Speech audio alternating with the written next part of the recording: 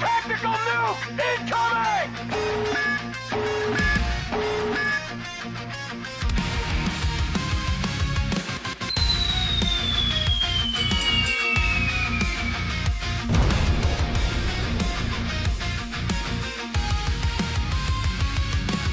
It's a Thursday, sky looks tired, kinda like me. Coffee wrinkles on a desk that never sleeps. Same hallway, same flicker in the ceiling. But your name in my phone got the whole world tilting. It's Thursday, paranormal, you haunt me. After normal, all work day's done, but you're still there in every empty office chair. It's Thursday, paranormal, my heart goes out of formal. Clock hits 6, I lose control. You show up like you own my soul.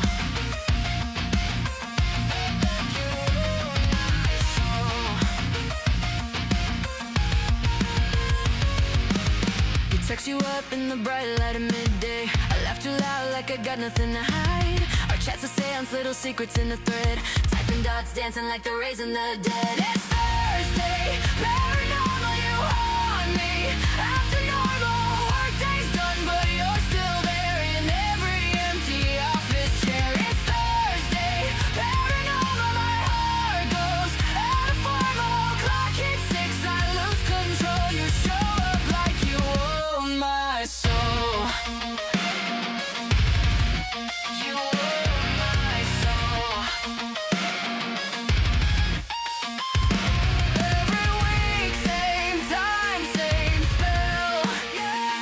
I keep saying this is the last to myself, but you call and my logic fades. Guess I love being just a little afraid.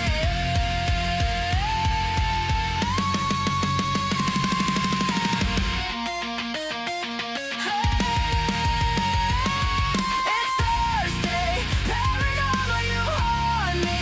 After normal, work day's done, but you're still there in every empty office chair. It's Thursday, paranormal, my heart goes out of formal. Clock hits 6, I lose control. You show up like you own my soul. Like you own my soul.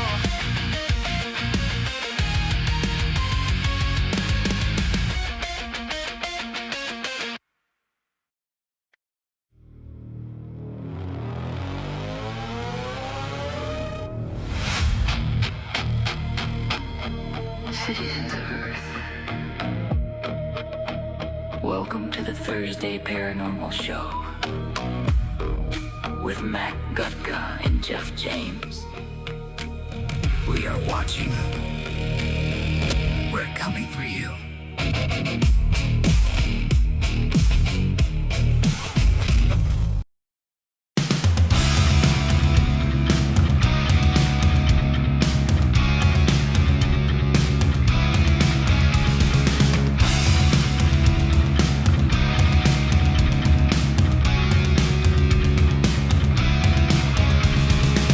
Fierce struggle, no end in sight.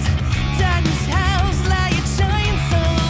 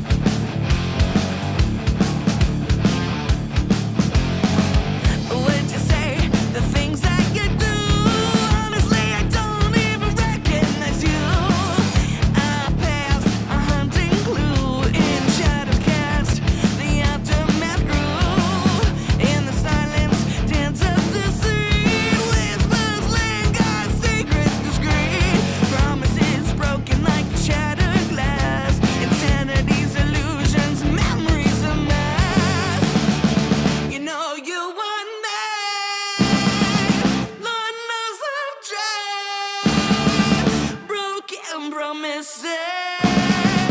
It's done this time.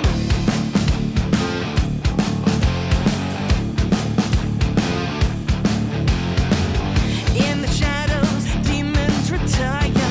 A dance of despair as fate conspires. Balance in betrayal in an era burst. Fractured promises, no focus. Darkness echoes across the lands. Whispers of destruction within my hands. Divisions deepen within my mind. Drowning in reflections of a serpent's grind. You know you won there. Lord knows I've tried. Broken promises.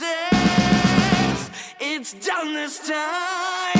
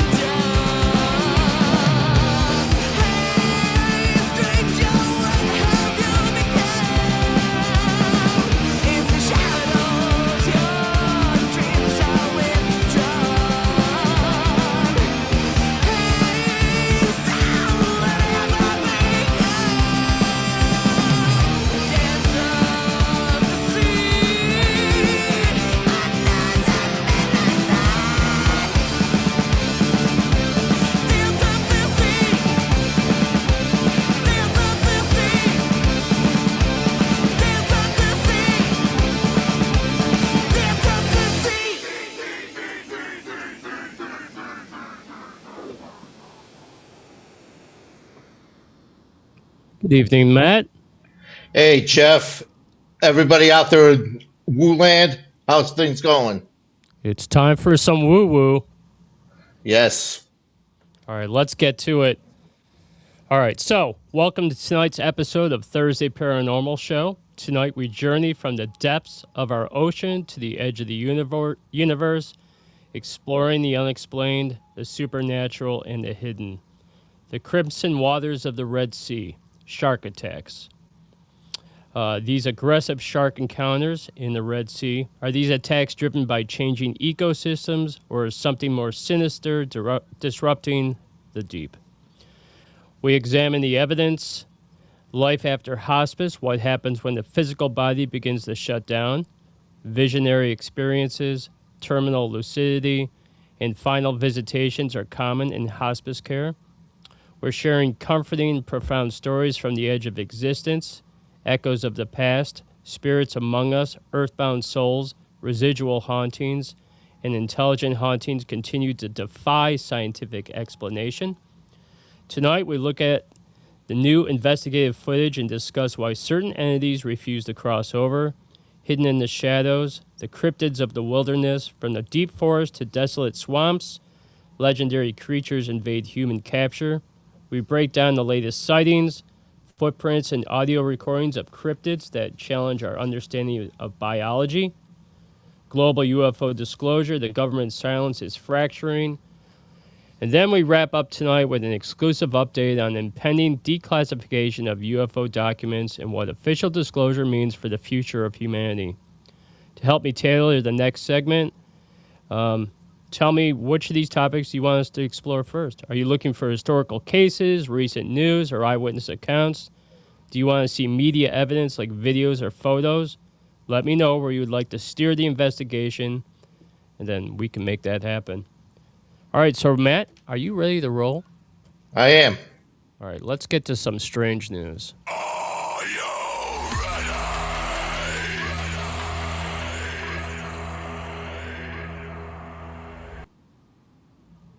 So it's Shark Week, Yep.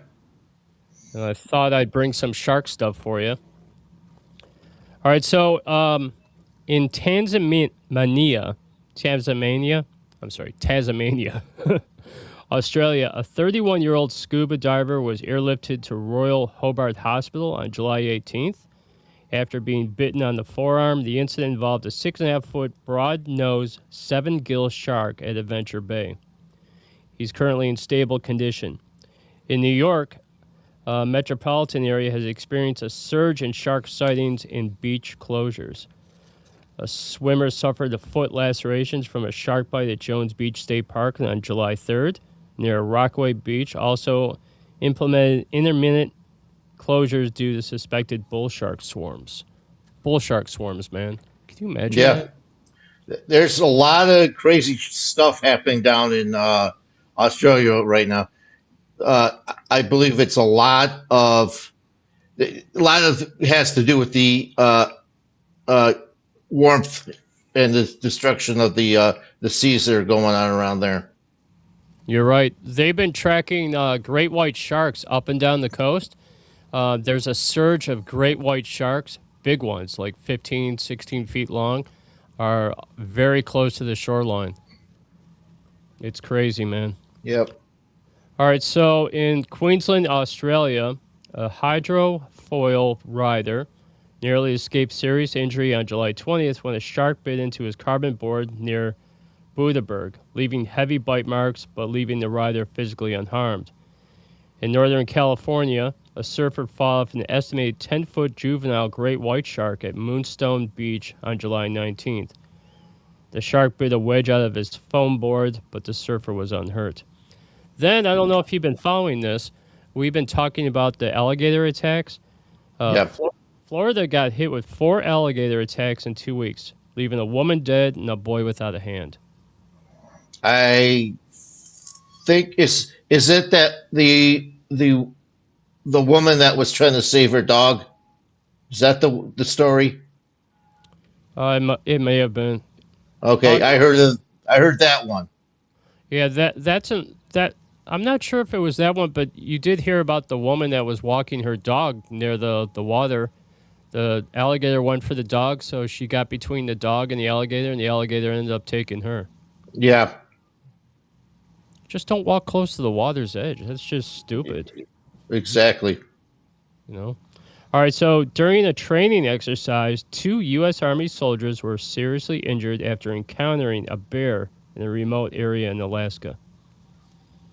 A lot of bear attacks, too. Yeah. There was 2 this week. There's a lot of stuff happening in the woods and in the wild that we don't know. There's a lot of speculation. It's starting to become that end times. They're talking something going to be big happen in 2027. So the animals are going wild. Yep. You see it here. True. All right, so the exotic weirdo. Exoplanet atmosphere. For the first time ever, astronomers have detected a clear atmosphere slowly leaking helium around a rocky super-Earth safely sitting inside the star's habitable zone. I heard that. Wasn't that like, I heard it Sunday or Monday. Yeah. That's a really cool thing. I think it came out Monday. I think we're the first 3 to talk about it besides what's on the internet. All right, so check this out. You'll dig this. Ancient sea worms. They call it biometal. Researchers have discovered a prehistoric sea worm featuring jaws with highly unique composition of proteins and metal ions. The resulting material boasts metal-like strength unlike anything we've ever seen in nature. That's very cool. The jaws are like metal. Wow, that's very cool. Actually, probably chews through rock and stuff. Yeah, it's nuts. I'm kind of thinking maybe it's like maybe not from here, Yeah, might not be. or maybe it's from very long ago, like ancient. It's got to be Yeah. even maybe prior to prehistoric. I'm not sure. It's bizarre, man. All right, so they call this the warrior's lucky pig tusk. A 12th century decorated wild boar tusk was unearthed in Russia, has been identified as a medieval warrior's good luck amulet, offering a rare peek into the historical combat folklore. 12th century. Oh, that's very cool. That is Especially Russia when they don't dig where they usually do. You know, they try to keep everything a secret. true. Like the reptilians. Yeah, we'll talk about that soon too. I'm excited. I'm doing a deep dive in that. I started doing that yesterday, and it's just like there's so much about that stuff. It's incredible. People have said that Putin is like a reptilian. Did you read that? Putin's a reptilian. I believe there's a possibility of several of the royal bloodline, not only in England but around the world. I believe several of our blue bloods here in America are reptilian or shapeshifters of some sort. Erica Kirk, Robin said. I believe that one. That girl's. There's something wrong with that girl. Oh yeah. Did you hear that she has Epstein's lawyers now representing her? I believe it. There's nothing I don't believe anymore. All right. Check this out. You'll love this one. Scientists have mapped out exactly how the influenza A virus rewires human cells from the inside, potentially unlocking pathways to better suppress age-related inflammation and diseases. That's nuts, right? That is nuts. Very, very interesting too. I want to look that up. Yeah. Okay. Read all about that. So, analysis of a meteorite that crashed into New Jersey home confirms it contains essential amino acids and chemical building blocks from an ancient protoplanet. Yeah. They're finding that all the time now. They're actually finding RNA in a lot of the meteorites and stuff that are falling to Earth, or when they sent a probe to one of the asteroids in the asteroid belt, and they found RNA in that too. So, hey, Bruno. the what is the building blocks of anything that is anything, you know? Yeah. The essential building blocks of life. Right. All right. You're going to love this next topic because I know how much you love robots. And robot sex dolls. I'll give you one of those. Are these the ones? Go ahead. No, go ahead. Are these the ones coming out of China or coming out of Russia? I believe it's China. Okay. All right, this one is from the United Kingdom, but all right, here we go. The robotics market continues to boom as the UK-based startup Humanoid secured $152 million in Series A funding, hitting a $1.35 billion valuation to accelerate the deployment of commercial labor robots. The end is near. Yep. Commercial labor robots. I've seen some of those. They look human too. It's crazy. They're going to F us, man. They're taking all our jobs. Just wait till AI gets into them. How do you make an omelet? Yes. That's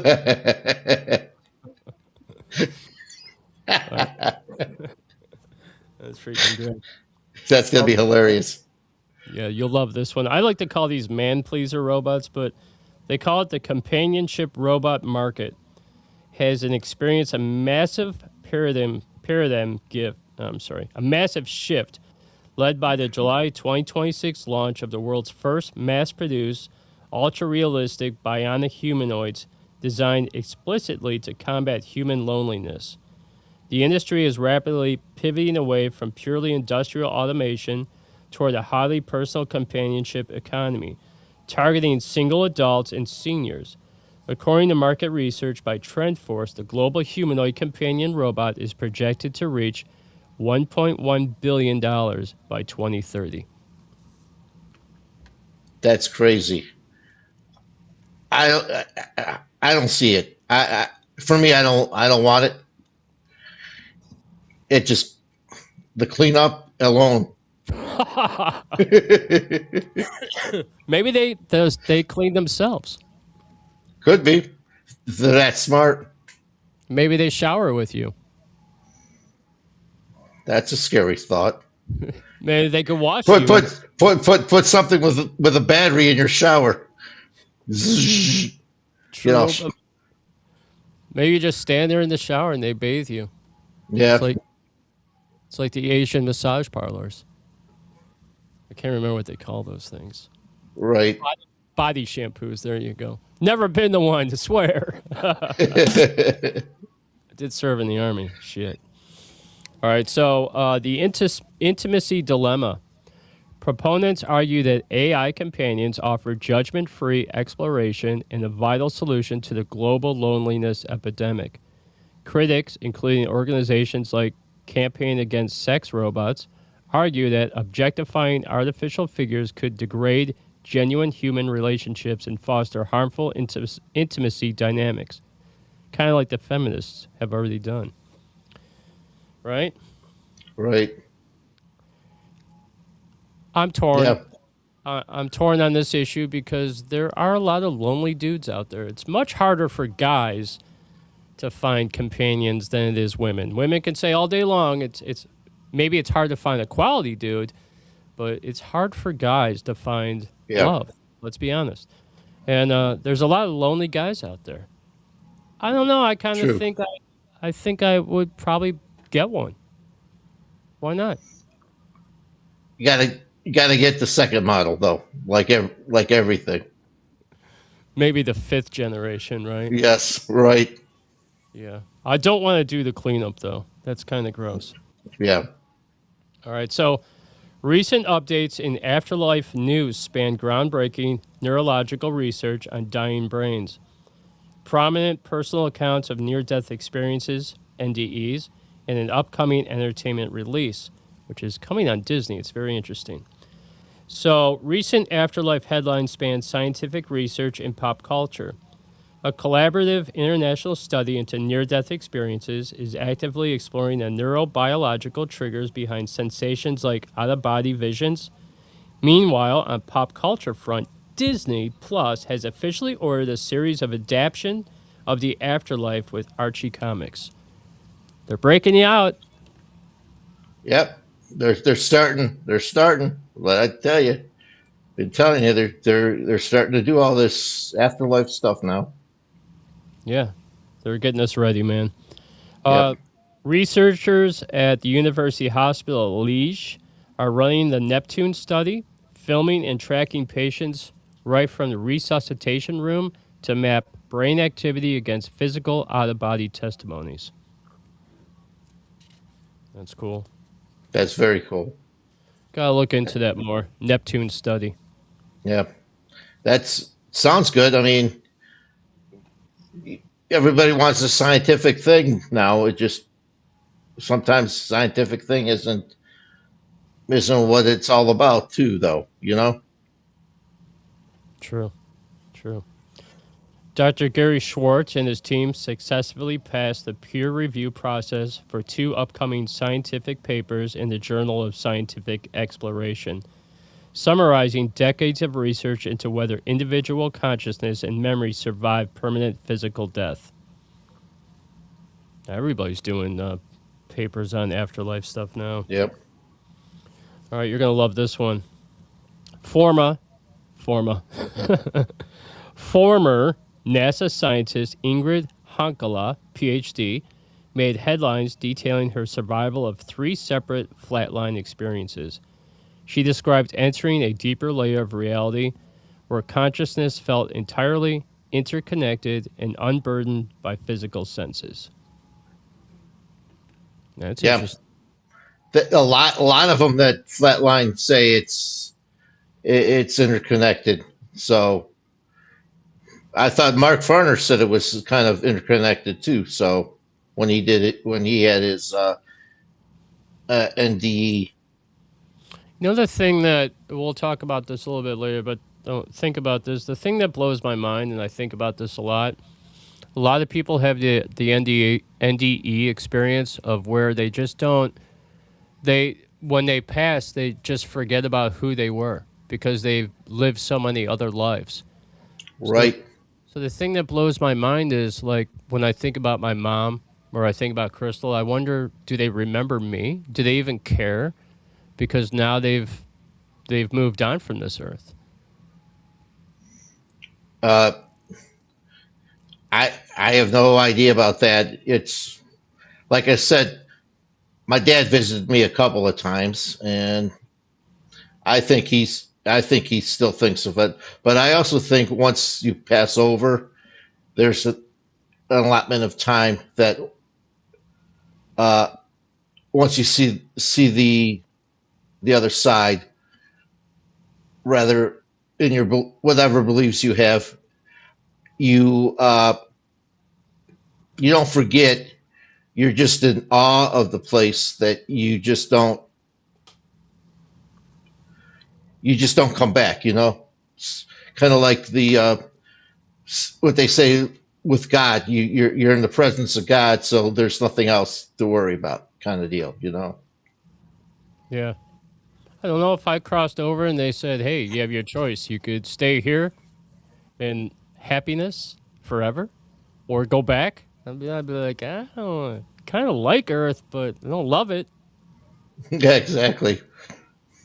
Wouldn't have to go to work tomorrow. Yeah, that's true. All right. I would miss doing the show, though. That's one thing. Yeah. All right. So renowned war journalist Sebastian Junger wildly discussed his brush with mortality following a ruptured abdominal aneurysm. His experience seeing his late father on the operating table prompted a public deep dive into how quantum physics and neuroscience attempts to process human encounters with the afterlife. He saw his father while he was dying. That's, yeah. A lot of people in the operating room will report back, and they have documented this where they hear the surgeons talking, they hear their family talking, they can repeat everything that was said while the surgery was taking place, while they've already left their body, and they're either floating in the room, they're at the top of the ceiling of the room, but they're still there. And then they also talk about how they just think something, and then they're there immediately. Right. I've heard that.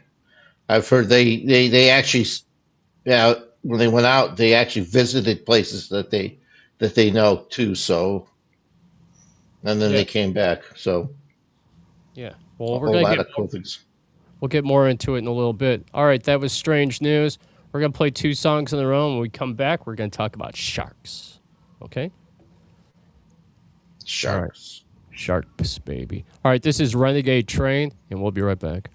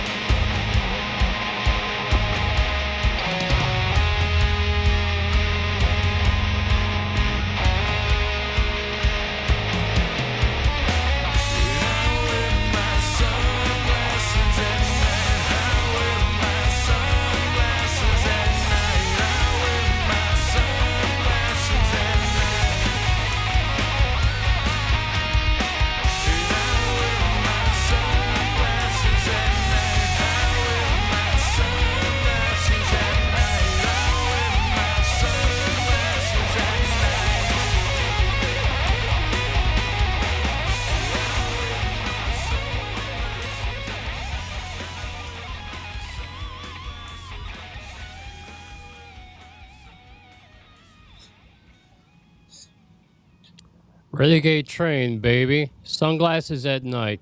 Very cool song from the 80s, right, Matt? Great rendition of the song, too. I like the harder edge. Yeah, it was super cool. All right, Red Sea sharks, baby. It's Shark Week. All right, so the Red Sea is a paradise of turquoise waters, vibrant reefs, and world-class luxury resorts. Millions of tourists flock there annually, seeking an escape. But beneath the sun-drenched surface, something has shifted. In recent years, a series of sudden, highly public, and fatal shark encounters has shattered the peaceful resort towns like Hurghada. What is driving these apex predators out of the deep ocean and directly into the shorelines? This is a look into the perfect storm of changing marine dynamics, human behavior, and the fragile line between tourism and the wild. So there's been a lot of shark attacks, a lot in Greece, Turkey, all over. Yep. It's really crazy. So the documentary Attack of the Red Sea Sharks was released during National Geographic Shark Week. Investigates a tragic cluster of fatal shark attacks along Egypt's resort coastline. It explores whether environmental stressors such as overfishing, climate change, and illegal chumming are driving oceanic predators into shallow swimming areas. It's all three, actually. All right, so Yep. while the Red Sea is home to over 44 species of sharks, unprovoked attacks are historically rare. However, specific tourist destinations like Hurghada and Sharm el-Sheikh, I'm not sure, have experienced clusters of deadly encounters. The 2023 Hurghada incident in June of 2023, a massive pregnant tiger shark fatally attacked a tourist in shallow waters near Dream Beach. Not such a dream, huh? Nope. The 22 attacks within hours of each other. Two separate fatal attacks, one involving an Australian tourist and another a Romanian tourist, occurred about 600 meters apart. The 2010 Sharm attacks, a series of 5 attacks, occurred in just over a week, attributed to a single rogue oceanic white-tip shark. White-tip sharks, bull sharks, and tiger sharks are the most aggressive sharks in the ocean. Right. Did you know, because I looked into this, that great white sharks sometimes will not even bother you because they have a taste for different type of meat? Some hunt tuna, some hunt seals, and they normally don't go for humans, only unless they're extremely hungry they will. Right. They just used a great white because it's still one of the largest in jaws, so that's what they did. That's true. All right, so marine biologists and researchers investigating the Red Sea shark attacks point to several converging factors. Overfishing and depleted prey. The Red Sea is naturally nutrient poor, meaning fish populations are not dense. Overfishing by humans has drastically reduced the natural prey available to large predators. And this is the number one thing that's occurring: illegal feeding and chumming. And I'll tell you about this. Tour operators and divers have occasionally been known to feed sharks to attract them for tourist viewing. This illegal practice conditions sharks to associate humans with food. There are steep drop-offs. The unique topography of the Red Sea includes a dramatic, steep underwater drop-offs located relatively close to the shore, which allows ocean predators to easily navigate near resort beaches. So what's going on right now is that they're chumming the waters and they're hand-feeding sharks, okay, for tourists. They'll take the tourists down into the ocean. They'll feed the sharks. The sharks have become accustomed, and now in their behavior, that they seek out shallow waters because they know humans, they associate humans with food. Right. That is the number one thing that's causing all these attacks. Just like anything, any wild animal, like the deer here in Ohio. Everybody's feeding them, so they're coming to their backyards.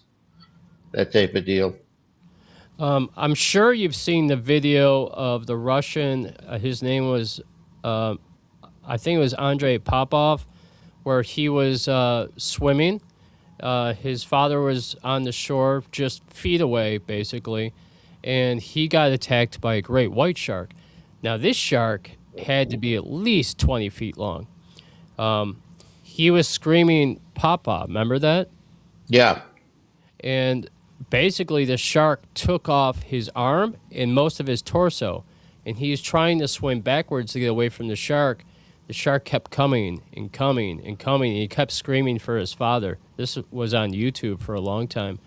And finally, the last bite, the shark came up out of the water, went down on his head, and that was the last you've seen of him. Great whites play with their prey. That's what they do. They play with them to tire them down, and then they finish them off.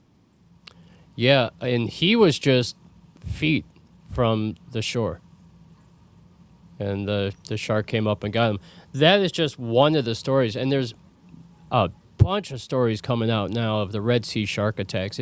It's one of the most deadly areas to swim along the coastline. Egypt and Australia, you don't even want to go in the water.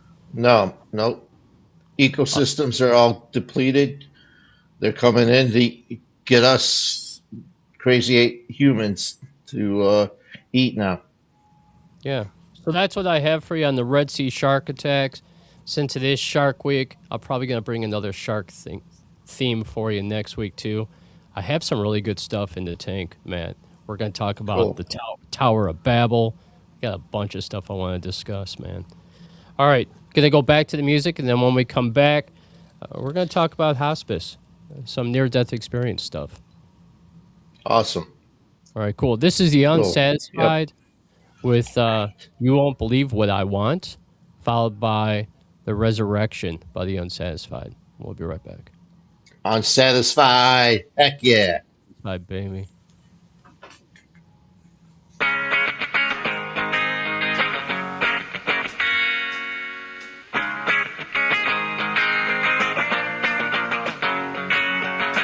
Just yesterday, well, I was nothing.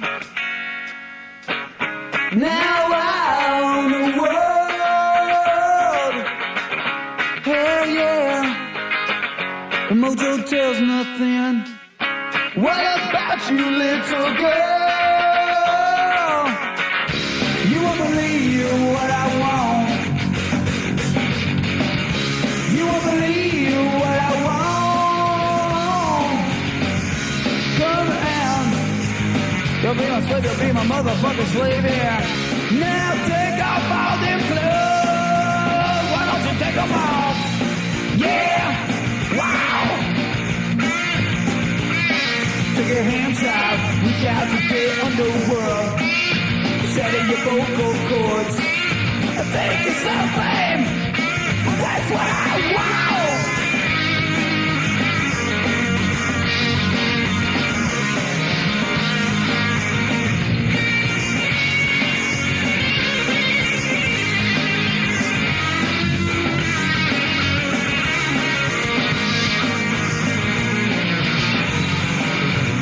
Now it's the day I'm everything, every motherfucking thing, yeah.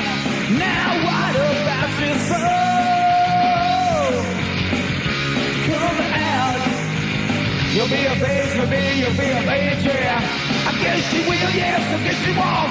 Take off your clothes, why don't you do it? Yeah! Wow! Take your hands out, reach out to the underworld. Setting your vocal cords. Setting your vocal cords.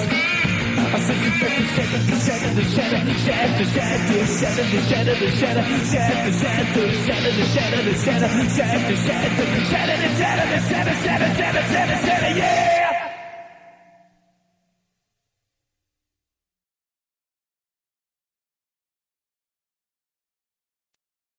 In a diary bound in human flesh, written in his own blood, he wrote, "Do not judge the wicked. Sinners kiss the righteous. The plague of your own mortality has been slowly aborted. Your hands have been cleansed of all impure thought.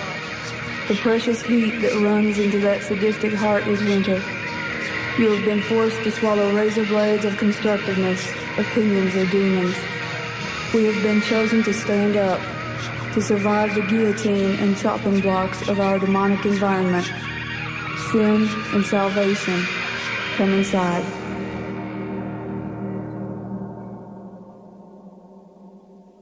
That was cool, huh? Yeah. They sent me that, and I was like, I thought it was a longer song, right? And I was Uh-huh. like, this is super cool. I got to put this on Thursday Paranormal. They have some really cool stuff, man. I love the Unsatisfied. They're fantastic. Yeah, they are great. And they're awesome people, man. Yeah, they cool. are. They do a lot of paranormal music. You've only heard just a taste of it. I have tons and tons of music from them. We'll be playing them quite a bit on the Thursday Paranormal. All right, here we go. Afterlife and hospice nurses. I have some experience. I'm sure a lot of people out there have some experience with hospice. I'm going to read what I have, and then I'm going to share with you a couple personal stories about hospice, okay? All right, so Yep. what happens when our time in the physical world comes to an end? We explore the profound intersection between end-of-life care and the journey of the soul, from the comforting visions reported at the bedside to the unseen realms of the afterlife. We sit down with hospice workers, spiritual mediums, and near-death experiences to uncover the mysteries of consciousness, step beyond the veil with us. So, hospice nurses frequently report witnessing consistent end-of-life phenomenon, such as patients seeing or conversing with deceased loved ones, experience a sudden surge of energy, or reporting visions of a peaceful transition. While these experiences can sometimes be attributed to biological changes in the brain, many professionals are deeply moved by these events. These observations profoundly shift the perspectives of many nurses, with some concluding that death is a comforting transition rather than an end. Well-known experts and educators such as registered nurse Julie McFadden, known as Hospice Nurse Julie, often share these technical observations on platforms like TikTok to help demystify the dying process and provide comfort to grieving families. She's got great stuff. I've seen her stuff on YouTube. You should check her out. I will. Hospice Nurse Julie. It's really good stuff. All right, so, and she shares them on TikTok and they're on YouTube, okay? Other professionals and organizations view these phenomena differently. While they acknowledge the comforting nature of these visions, they suggest they could also be the brain's eternal coping mechanism or natural physiological response to the situation. All right, so Randy was a man in his 50s who came into hospice care with no close family, no friends, and he had severe anxiety. He initially lived in deeply hoarded conditions, but he allowed the hospice team to help clean his apartment. He spent his final 9 months forming an incredibly close bond with his caretakers, often opening up about his intense fear of death and the dying process itself. Instantly, Julie experienced what she describes as a telepathic sensory wave. It hit all of her senses simultaneously. She could see him in her mind's eye, feel his exact emotions, and hear his voice. I just got chills all over my body. Yeah, that's really cool, though. Very, very, yeah, deep. Cool that you could feel that stuff. You know, the spirit's with you when you feel that. Yep. That's what it is. So she could see him in her mind's eye, okay? She could hear his voice. In her mind, she heard Randy exclaim with utter wonder, "Oh my gosh, Julie, if only I had known how good this was going to be. I wouldn't have been so afraid." She described feeling him completely free of his physical illness and mental anxiety, describing it as if he was smiling and soaring through the overwhelming feeling of peace and joy.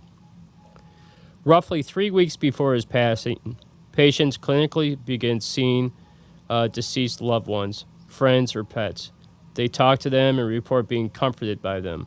Nurses note this is distinctly different from a medical delirium, as the patients remain totally anchored to the physical reality at the same time. They call this terminal lucidity, or the surge. Patients who have been unresponsive or heavily cognitively declined for days or weeks will suddenly wake up, speak clearly, eat their favorite food, and say meaningful goodbyes before passing shortly after. Choosing the moment, patients often wait to pass until a specific loved one arrives in the room. Or conversely, they wait until the hyper-vigilant family members step out of the room to get coffee so they can slip away peacefully. What do you think happens when we leave this earth? The Bible teaches that physical death is not the end, but a transition to an eternal existence.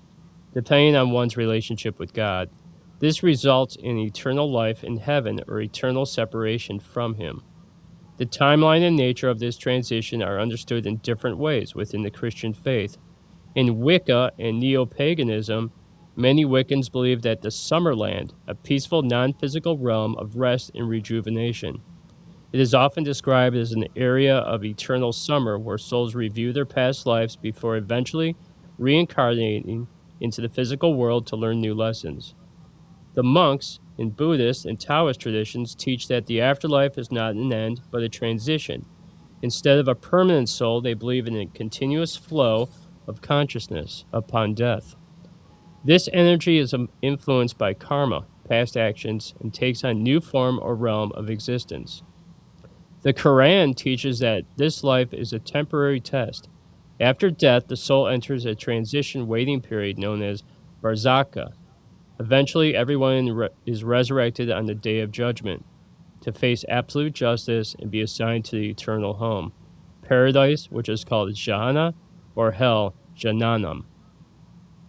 All right, so when my mom was dying and she was in hospice, there was a guy that was next door to her. And for days and days, he was unconscious. He wasn't talking, he wasn't eating, he was slowly passing away. The day before she passed, I went to see her, and I could hear him next door. He was awake, right? I was like, wow, he's awake. This is crazy. He's been, doing the death rattle for days. He was awake. He was joking with the nurses. He was eating. He was jovial. He was having a great time. Within hours, he was back to the death rattle. His whole family came in to see him because he was within hours of death. Crazy, right? Right. They say that happens. They wake up, they start being happy, and then hours later, they're back. They're past. They passed. So I think it's like a last hurrah. Yeah. Here's another one for you. When my grandma was passing at hospice, there was a woman that was sleeping. Like she was passing away. She was going to pass in her sleep.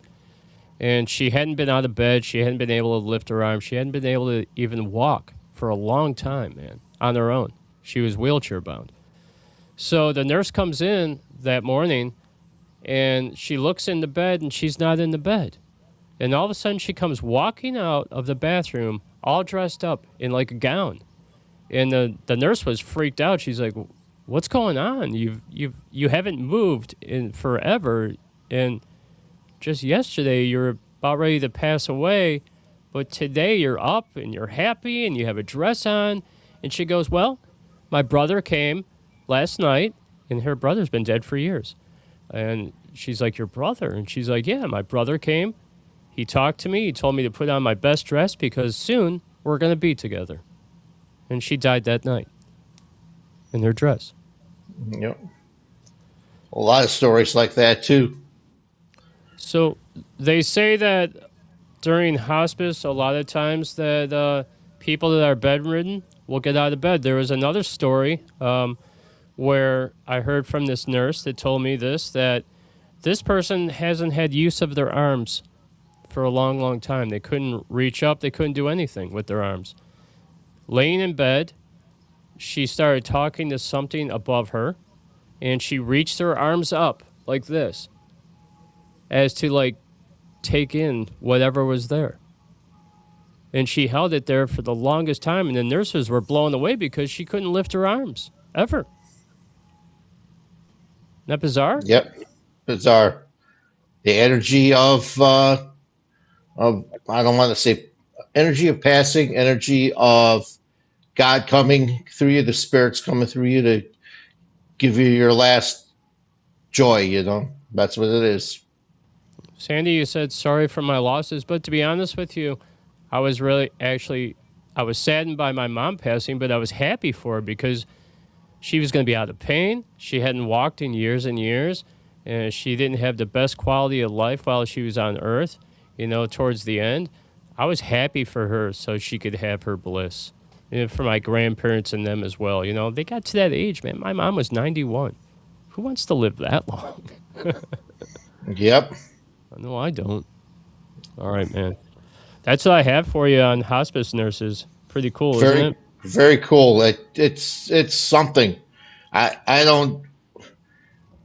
It's something to be one of those hospice nurses. It is. They tell so many stories too.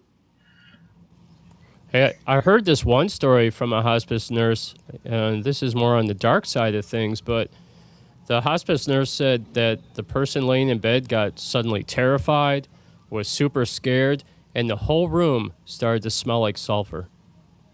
And the patient was like, "I'm burning. I feel myself burning." Isn't that crazy? He was. Something happened to him during his lifetime. Now maybe it's his penance. I don't know. Maybe he knows where he's going. Yeah. All right, Matt. 2 in a row, and when we come back, we'll be talking to you about cryptids, UFO disclosure, and what else we got? Spirits, right? Spirits all combined. All right, very cool. All right, this is Dogs of Verona. First song is called Howl, followed by The Shutdown, and we'll be right back.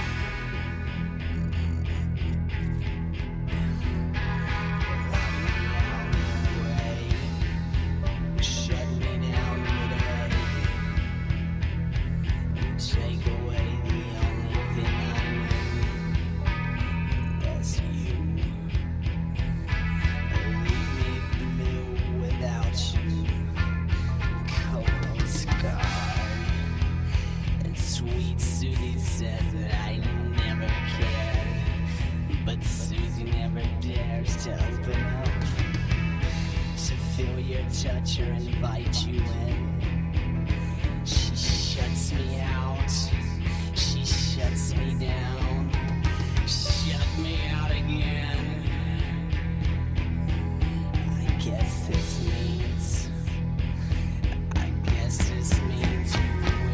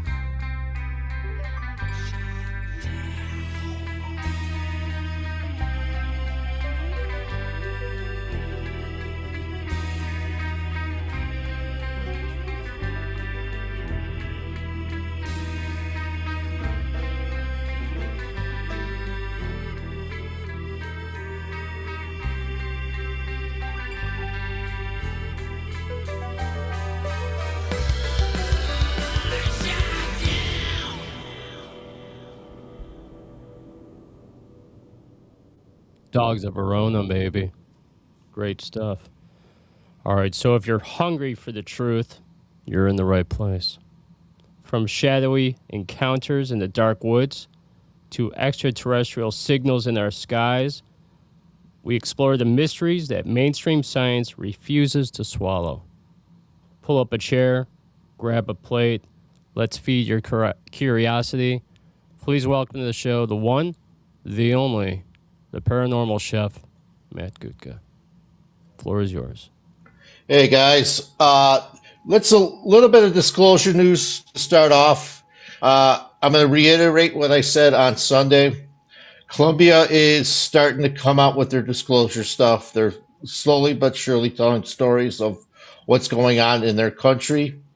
Also, it's a little bit more intense than you think it is. Stories of extraterrestrial encounters, things in the sky, people reporting stuff that's not only once, twice, 3 times in a week. A whole bunch of stuff is coming out of there. It's not only in the outskirts of the city, but in the city too. They're saying they're seeing stuff in the sky. But they're slowly but surely bringing it out too. I believe that a country like Colombia or Japan or South Korea or Australia or Canada even are going to be the ones that are going to be the whole kit and caboodle of disclosure. I know England is now shutting down their disclosure program due to the fact of what's going on in that whole entire country. Not to talk political, but it's starting to be really, really, really crazy in there, and they don't want to talk about anything that is outside the norm to what they say. And also, with disclosure in America, United States, I think they're trying to make us bored with it. I saw some of the new videos. They're getting better, but they're getting fewer. And some of the papers are the same old as you would have seen the last three times. I think the disclosure is going to be the next tranche, what they call tranche now. The release is going to be not this week, but I believe next week or the week after. See, they're trying to make us forget too. The longer this releases, the longer the time of release is going to happen. So that's what's going on right now. I think they're trying to make us bored to death with it, and that's what's going on with disclosure right now. I do not know anything else. I know both Knapp and Corbell are getting really upset with what's going on in Washington. I understand also the president is trying to sign some kind of executive order that says if any whistleblower wants to come, they won't get prosecuted. They won't get. There will be no ramifications if they come through. And so far, Hexeth is having a little tiff or twist or tantrum over what he wants to do with this. So that's what I'm hearing right now. So with the cryptids and stuff, there is a theory that Sasquatches or some other cryptids are connected to, and spirits are connected to the UFO phenomenon, because every time a UFO would show up, cryptids would be in the same general area, and orbs. The orbs are not orbs like spaceship orbs. They're more a spiritual or being orbs that that come down and visit us and see what's going on at the same time the UFOs. I believe there's portals. These aren't extraterrestrials that are coming through. They are ultra-terrestrials from other dimensions, other planes of existence. There's stories of, like Skinwalker Ranch, of the military and NIDS, which is a organization, National Institute for Discovery and Science, that comes over and visits these areas, and they would put on special equipment, and they could see actually the portals in the skies or on different levels. One of the scientists and military personnel in Skinwalker Ranch literally said that a being stepped out of this portal, and it had no neck, but it was all fur, and it was about 7 feet tall. There's stories that go back centuries. There's David Palazzi, the guy who does Missing 1411, always tells about the story that he was talking to a grandson or great-grandson of a rancher in the 1800s that used to know the Native Americans, the indigenous people on the border of California and Oregon. And he was friends with the chief, and the chief would one day he was talking to the chief, and a bunch of people were coming out with meat, and he asked where the meat was going, and he says, I can't, I really shouldn't tell you, but there are fur, what he called men with fur coming out of a moon-like object up on a mountain, and they do trade with them. And the trade is meat for whatever they're giving. Give them it could be trinkets, it could be some kind of knowledge. So that's one of the stories. There's stories of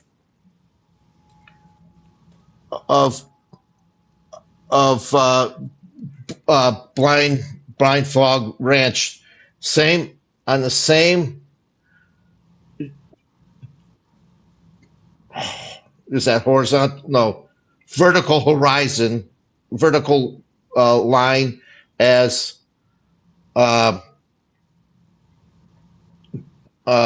Skinwalker Ranch, but a little bit above them, and they have the same kind of situation. They have cryptids that come on the grounds. They have UFOs that fly over. They have orbs. They have supposedly a big lizard-type creature that lives in one of their lakes. They had some guy come with a radar, ground radar detector, and they said there's an actual, some kind of big round deposit under the ground. The owners think it's a UFO. Others think it's a mineral deposit. But the mineral deposit is a energy source, kind of brings down the high energies that needs to bring all these creatures together. What else? There's they talk about there's other programs the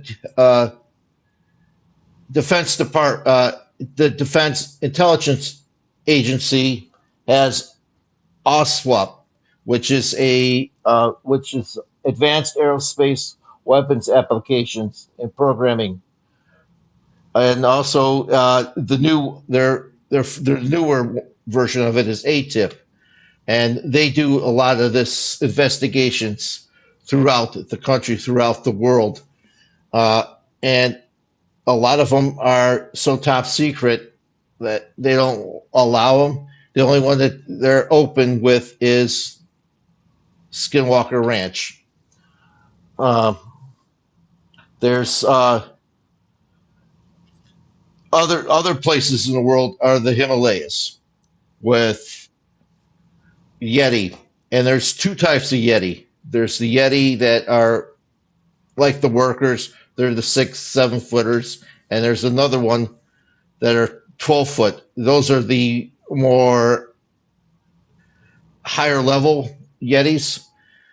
They both are the protectors of the area and of the region, and part of the protection is what the Tibetan people, the Sherpas and the monks, always talk about the visitors going into the mountains, which are basically UFOs going into Mount Everest and other mountains in the area, and they think the Yetis are the protectors and the ones that will help with the UFO protection, not just the area protection.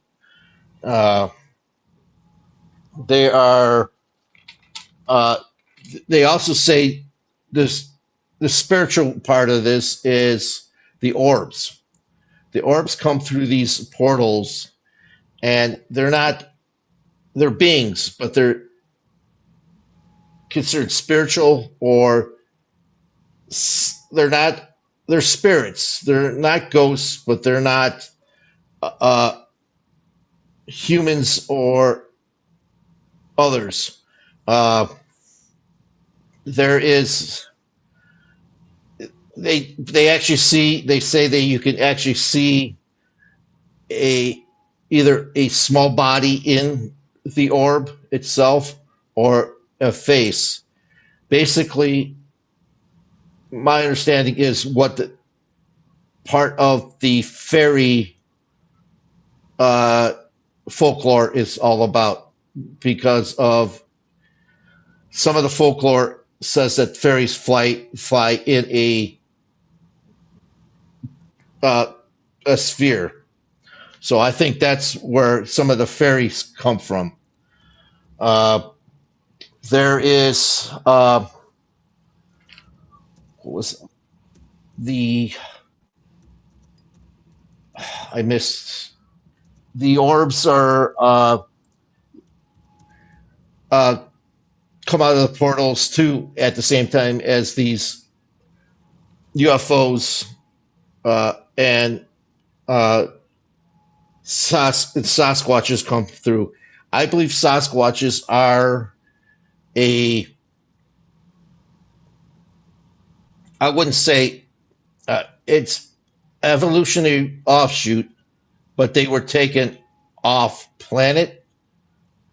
There's a lot of people saying that some of the mysterious hairs have a mitochondrial DNA of a Earth woman, but I don't know what the paternal DNA is.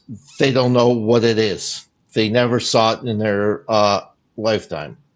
So I believe that they were either brought here or we were brought there, and they were made to help with the whole UFO thing with the ultra-terrestrials, or they just come on over through the portals themselves because of what they are. And I also, you could see them one time when one minute and they're gone the next, and how their trail starts from one spot and ends in another, and you never see a complete trail of the Bigfoot or Yeti footprints. There's so much that, holy smoke, that that's intertwined with this. I believe it's not extraterrestrials that are doing this. Like I said, they are beings from another realm, another dimension that are coming through portals.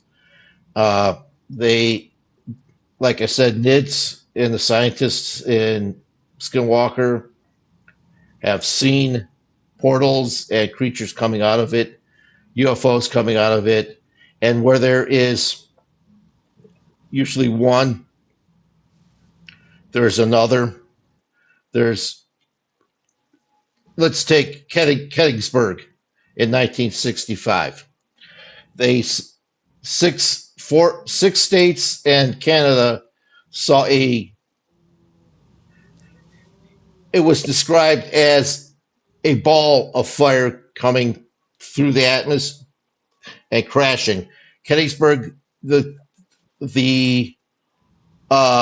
story goes, is that they found a UFO there and they retrieved it. Several years after that, there was several orb, Sasquatch, and they even said poltergeist activity going in around that area. It ended in 1973 when a bunch of people saw a Sasquatch and the Sasquatch disappeared. So there is, in high energy areas, all this stuff is happening.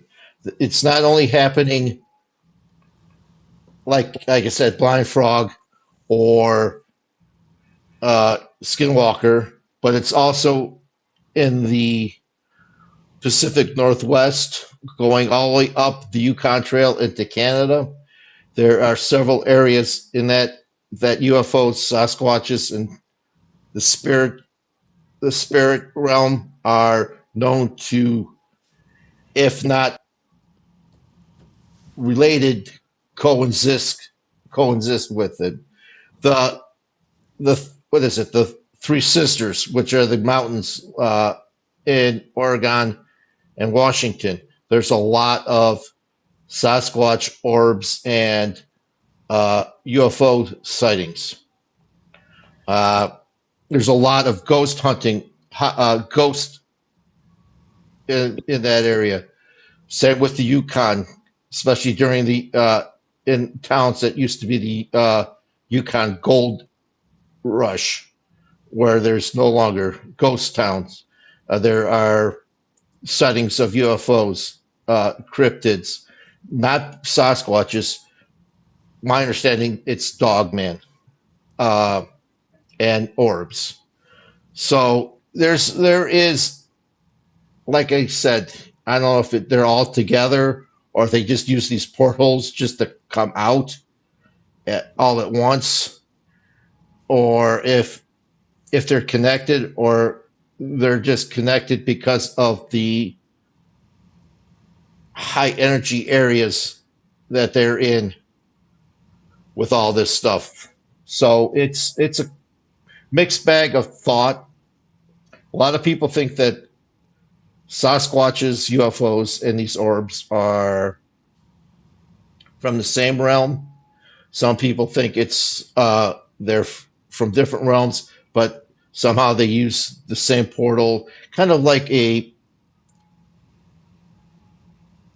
Stargate kind of situation. They all meet up in one place and then they come through.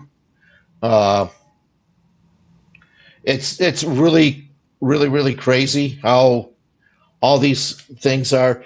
There's a bunch of stuff that they're finding out in Canada now, in the Yukon, that there's ghosts on the same land that are Sasquatches, dogmen, UFOs come visit them.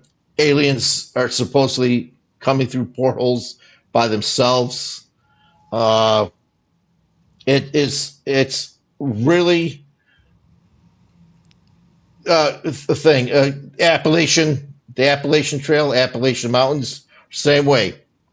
Sasquatches, dogmen, spirits, UFOs, and each one of these are what I call high energy areas, or areas. So that's what I have on it. I'm still digging through a lot of stuff, trying to understand more and how complex this is. They really don't know. I know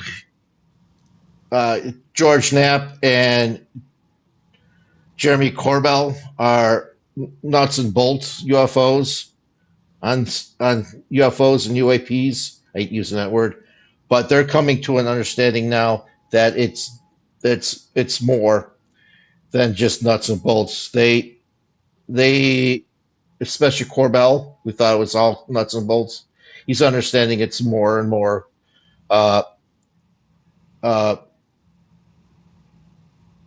not nuts and bolts. It's more of experiencing or experiencers. So he's starting to dive into that now too. So that's kind of what I have right now. I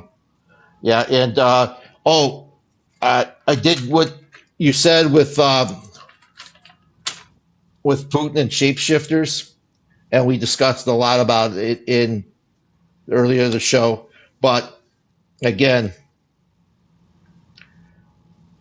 he's what I feel is like he's deflecting on off of himself to make sure that nobody looks at him as a shapeshifter or a reptilian. That's what I'm thinking right now, and I'm doing more and more deep dives on that because it's very interesting how they describe a lot of the royal bloods and the blue bloods of America. The royal bloods of Europe and Asia, and the blue bloods of America are kind of a different species. They're not all human. They have some kind of other blood in them, like the Rothschilds. A lot of people saying it's the Rothschilds. It's not Rothschilds. It's Ra's children, and they just changed it a little bit. You know, the God from Egypt. So I've been looking at that kind of stuff now too. So, wow, interesting. Yeah. Hey, Matt, I wrote down some things while you were talking. Yeah. David Palisades, right? Yeah. I 100% believe in what he says about interdimensional Sasquatch as an interdimensional being. Yep. It all makes sense. I'm starting to believe that too. It's just not an animal. Like I said, they have a language. They have a language. They know how to trade. The Native Americans, indigenous people, up and down this whole entire America, Canada, Alaska, well into Russia, have traded with them. So I believe that there's something to them. Also, this week I saw 2 videos. One was an account of a Sasquatch. Let's just call it an interdimensional being. It looked like Sasquatch. And it looked like it was moving forward, but then going in circles and then moving backwards back and forth and in circles. It was glitching in and out. When I watched that, it made me think of it as going in and out of dimensions. Yeah. The other video I saw was a guy in the woods with his kids, and he was just in the woods having a good time, and all of a sudden you could see a very dark figure move in and out of the trees. It was not a bear. It was standing upright, and it was huge. I believe it was Sasquatch. I believe they caught it. Yeah. All right, so you know who Ross Coulthard is, right? Yes. I'm pretty sure I sent you that video. He has a whistleblower that came forward that works with the Parks and Wildlife, and they have video, but they couldn't show it, but they do have proof of interdimensional portals in our national parks. Now, they're all over the world, these portals that you were talking about, but specifically in our national forests. And they are guarded by military, I believe they're guarded by Medusa soldiers, because they're all in black, carrying heavy weapons with no insignia. Those are Medusa soldiers. Yep. He said that this is a real thing. Now, this guy is not a bullshitter. This guy knows his stuff, and he gets a lot of whistleblowers, and he talks to a lot of government people. He's talked to J.D. Vance. Right. Another thing that was said this week that I saw a video of was they actually have proof of Sasquatch bodies. They have found cryptids' bodies. But every time it's turned over to scientists, the bodies disappear. They're right. taken. Okay? Which I can only assume they're taken by our government or the elite cabal, whatever you want to call it. They also could have been taken by the big boxes, too, because they're interested in all that kind of stuff. We have Chuck Zukowski coming next Thursday. Awesome. Chuck Zukowski, he's a paranormal investigator, mostly known for his specialty in cattle mutilation. But he has spent a significant amount of time talking about Skinwalker Ranch. What was it, Blue Frog? Is that what you call Blind it? Frog. Blind Frog. He talks about the alien highway. And this goes east to west. And now Skinwalker Ranch is just one of hundreds and hundreds of ley lines and high-frequency, high-energy areas where we see aliens, we see cryptids, we have paranormal, poltergeist, weird encounters. So a lot about what you said earlier made me think of what Chuck Zukowski was talking about. Yeah. I listened to one of his podcasts, and that's all he talked about was the highway, and it makes a lot of sense now. Makes a lot of sense, and what you're saying is true. Every time we would go to a national park, at least one of the trails were closed due to something. So, here's another thing I thought of. When you were talking about different cryptids. Vampires, right? What if vampires are interdimensional beings? What if the elites are like vampires by the way the vampires drink blood? Maybe the elites are drinking blood like the adrenochrome, just like vampires would. Yeah. What do you think of that? I also think they might be energy vampires too. They like to take energy. They like to take the energy out of us a lot. Yeah, I agree. What do they call those? Soul-sucking vampires. Yeah. They suck the soul right out of you. Yeah, I strongly believe in interdimensional.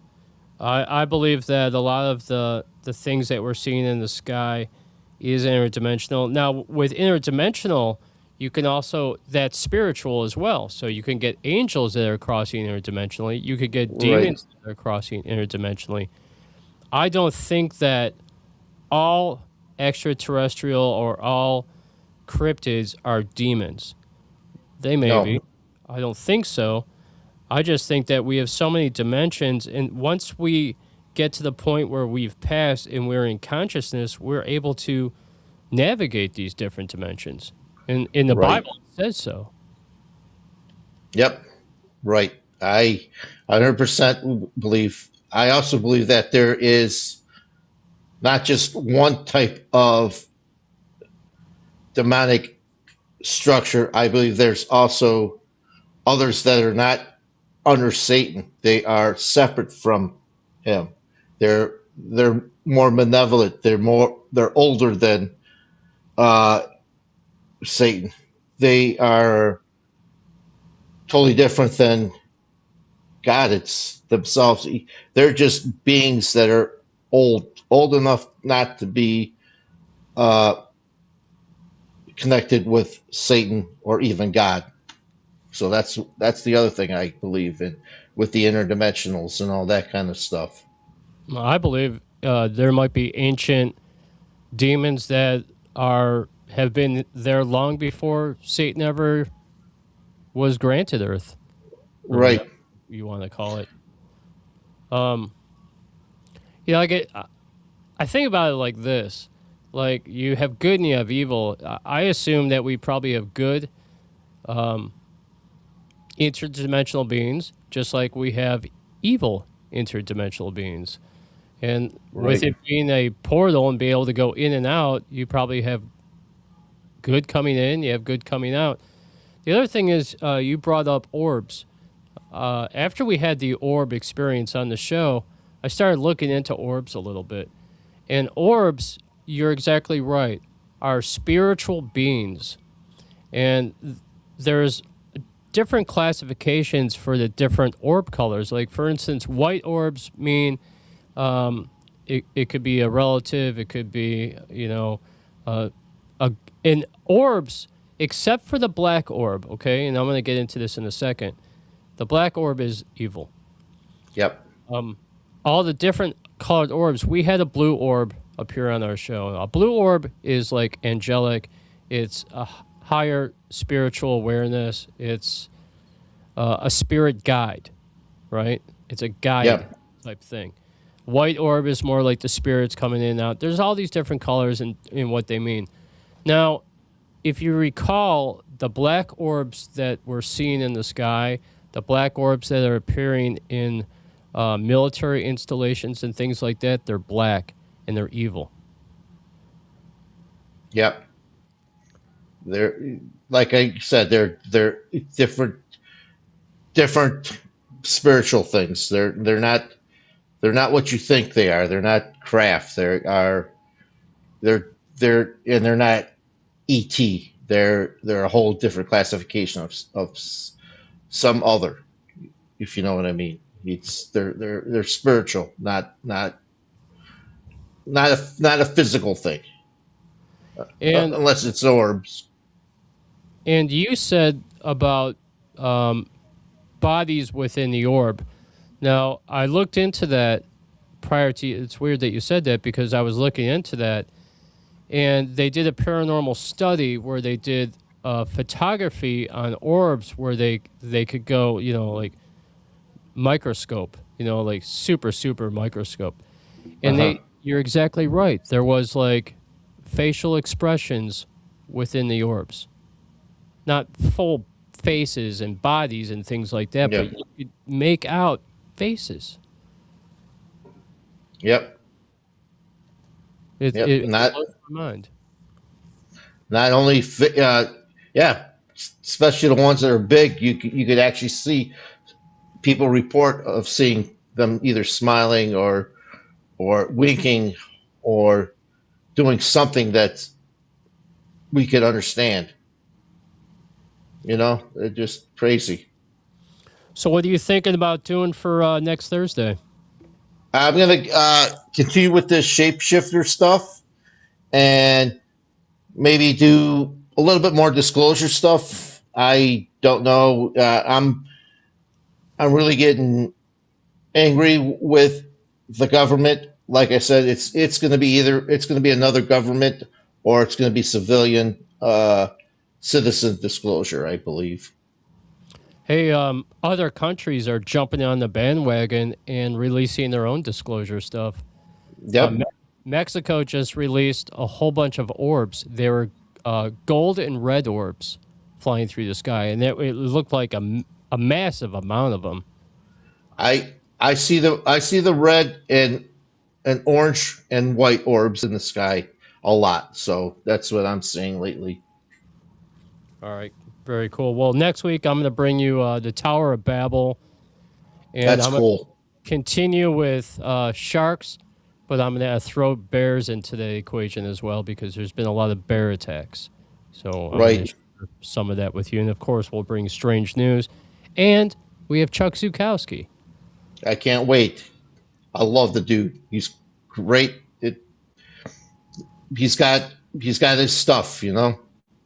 Great thing about him is he's a skeptic, and he rules everything out before he lands on a equation, right?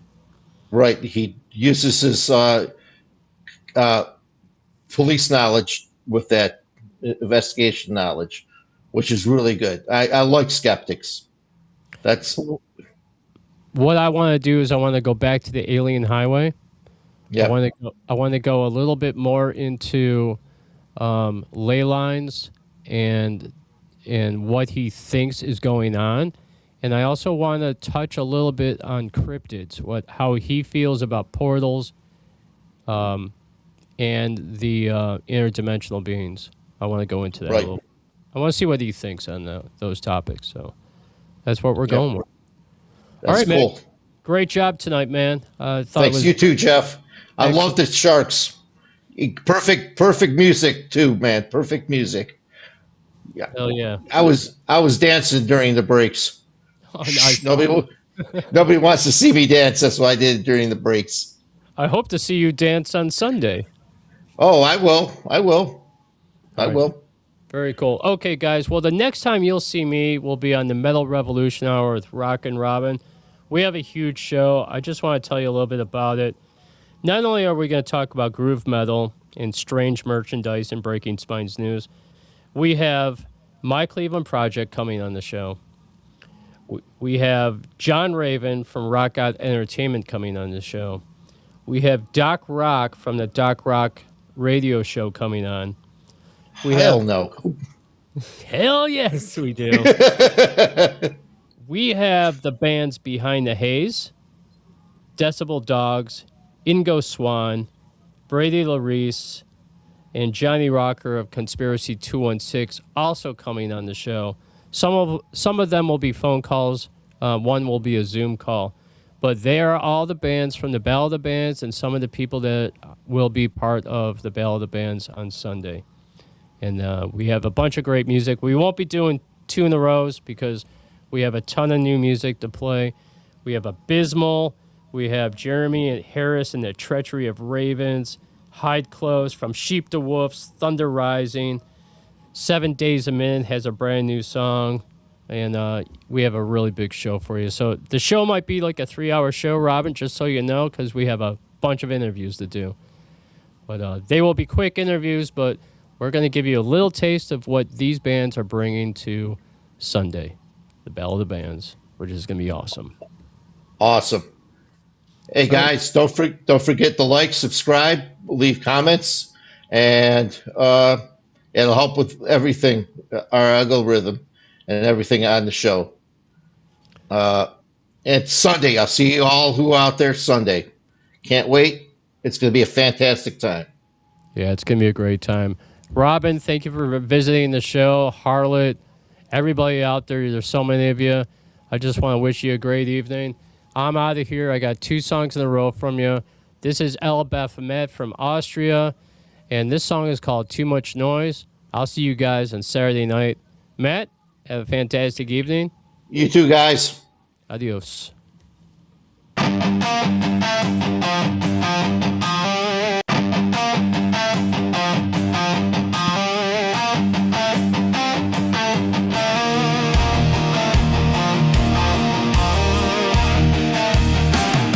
Let's go.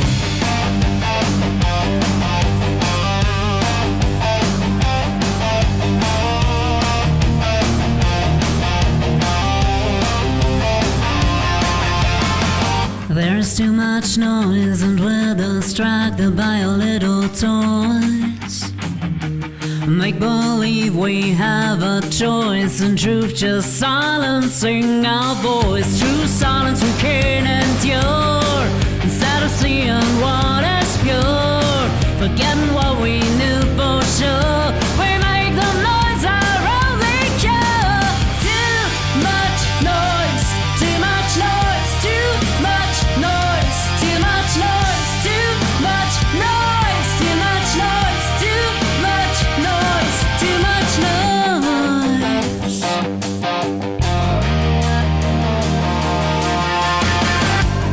More and more as the set go, you stay silent and play your role, leaving just an empty soul, breaking down what once was whole. Wanna change but have no clue, think there's nothing you can do, afraid to start with something new. The revolution starts with you. It's one spark that ignites a flame. You are the picture, not the frame. Too much noise, too much noise, too much noise, too much noise, too much noise, too much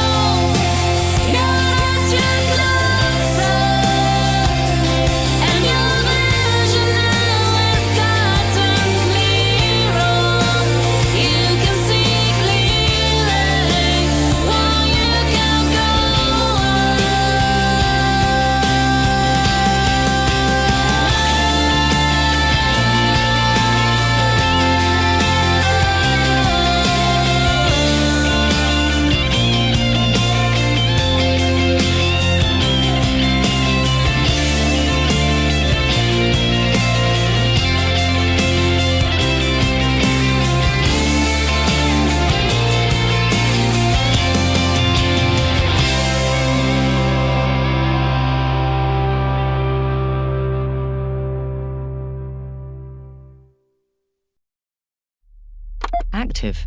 And now for tonight's broadcast. 01010010, 01100001, 01110110, 01100101, 01101110, 01110111, 01101111, 01101111, 01100100.